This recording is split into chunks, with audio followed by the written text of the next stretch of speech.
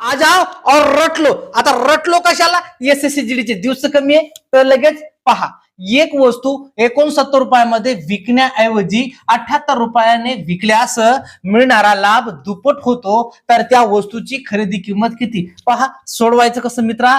लगेच 69 मांडून घे, च्या ऐवजी 78 मांड. ऐवजी म्हणलं तर फरक असणार आहे 9चा आणि दुप्पट म्हणलं 2 न गुणून घ्यायचा, मार्क जाणार नाही. 18 आणि हे 18 याच्यातून मायनस कर, बराबर 60.